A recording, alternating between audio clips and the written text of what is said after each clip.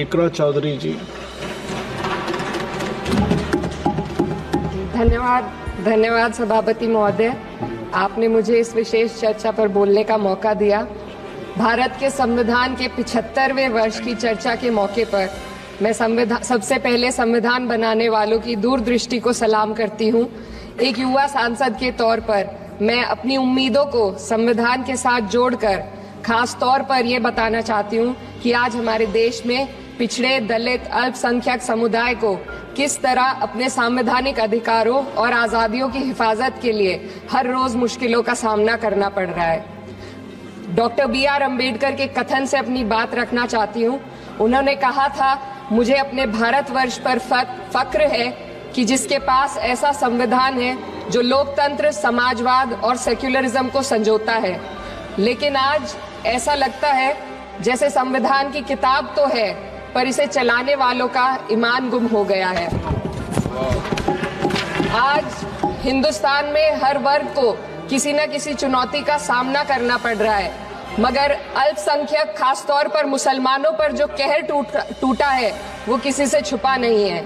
ये लोग सिर्फ अपने मजहबी पहचान की वजह से निशाने पर हैं। संविधान का अनुच्छेद 15 कहता है कि किसी भी नागरिक के साथ धर्म, जाति या किसी और वजह से भेदभाव नहीं होना चाहिए, लेकिन हकीकत इसके उलट है। हालात इस कदर बिगड़ चुके हैं कि hate speech, mob lynching, bulldozer द्वारा घरों को गिराने की घटनाएं आम हो गई हैं। खास तौर पर उत्तर प्रदेश में, जहां ऐसा लगता है जैसे कानून के नाम पर जंगल राज चल रहा हो। संभल में जो हुआ वो सबके सामने है। पुलिस के संरक्षण में निर्दोष लोगों की हत्या की गई और सरकार ने चुप्पी साध ली। अल्पसंख्यकों पर हिंसा बढ़ती जा रही है, मगर सत्ता में बैठे लोग या तो आंखें मूंदे हुए हैं या फिर इन घटनाओं को बढ़ावा दे रहे हैं। हद तो तब हो जाती है जब न्यायपालिका की बात भी अनसुनी कर दी जाती है। सुप्रीम कोर्ट ने मॉब लिंचिंग पर 11 सूत्रीय निर्देश जारी किए थे। इसमें साफ कहा गया था कि राज्य सरकारें और पुलिस इस तरह की घटनाओं को रोकने और दोषियों पर सख्त कार्रवाई करने के लिए जिम्मेदार है, लेकिन आज भी इन निर्देशों पर अमल नहीं हो रहा है। हाल ये है कि मॉब लिंचिंग को रोकने की बजाय सत्ता में बैठे लोग आग में घी डालने का काम कर रहे हैं। उनकी जुबान से ऐसी बातें निकलती हैं जो नफरत को और बढ़ावा देती है। ये अशांति अब इतनी गहराई तक फैल चुकी है कि हमारे समाज के धर्मनिरपेक्ष चरित्र पर गंभीर सवाल उठ रहे हैं। साल की शुरुआत में ही कई राज्यों में दुकानदारों को अपने नाम बोर्ड पर लगाने के लिए मजबूर किया गया। इसे सेहत और सुरक्षा के कानूनों का हिस्सा बताया गया, मगर असल मंशा कुछ और थी। ये कदम खास तौर पर मुसलमान दुकानदारों को निशाना बनाकर उठाया गया ताकि उनकी रोजी रोटी पर चोट की जाए। पिछले हफ्ते मुरादाबाद में एक मुस्लिम डॉक्टर को हिंदू बहुल्य मोहल्ले में घर खरीदने पर विरोध झेलना पड़ा। वजह बताई गई कि इससे मोहल्ले की सामाजिक शांति बिगड़ जाएगी। अब आप ही बताइए, क्या ये वजह सही है, जायज है? असल में ये छोटी बड़ी घटना इस बात का सबूत है कि सांप्रदायिकता को बढ़ावा देने वाले बयान और नीतियां हमारे समाज को अंदर से खोखला कर रही है। उत्तर प्रदेश में यति नरसिंहानंद ने बेहद घटिया बयान दिया, लेकिन सरकार इन बयानों पर कोई कार्रवाई नहीं कर रही। हेट स्पीच न केवल जनमानस के विचारों को प्रदूषित करती है, बल्कि इससे अब संवैधानिक पदों पर बैठे लोगों को भी प्रभावित कर दिया है। अभी हाल ही में माननीय उच्च न्यायालय इलाहाबाद के माननीय न्यायाधीश ने ऐसे बयान दिए जिसका संज्ञान खुद सुप्रीम कोर्ट को लेना पड़ा। संविधान के अनुच्छेद 29 और 30 ने अल्पसंख्यकों को उनके मजहबी और सांस्कृतिक हक दिए हैं ताकि वो अपनी पहचान को बचा सके और अपने संस्थान चला सके, लेकिन आज उन्हीं हकों पर हर तरफ से चोट की जा रही है। वक्फ जैसे बिल लाकर उनके धार्मिक अधिकारों को छीनने की कोशिश की जा रही है।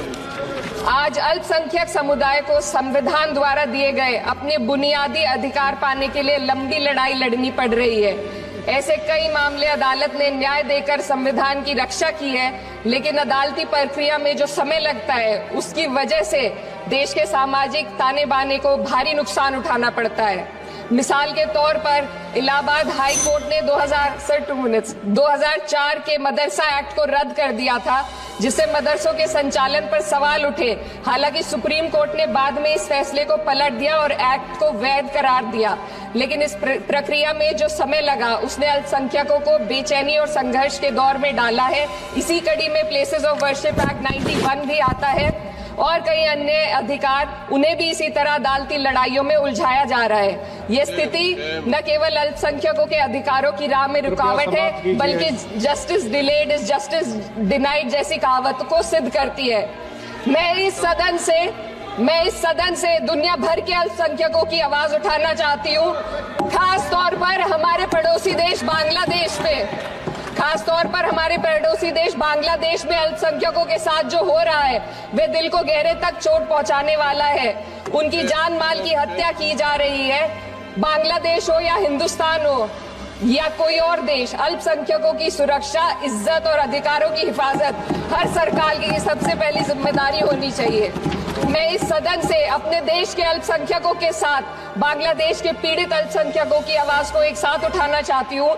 ये वक्त की पुकार है कि हम सब मिलकर ये सुनिश्चित करें कि किसी भी इंसान को उसकी पहचान या मजहब के कारण डरकर जीने पर मजबूर ना होना पड़े। जहाँ हक छीने जाते हैं वहाँ अमन खो जाता है। ये बात हर सरकार को समझनी चाहिए। अगर हम सच में अपने संविधान का सम्मान करना चाहते हैं तो हमें नफरत और भेदभाव को खत्म करना होगा।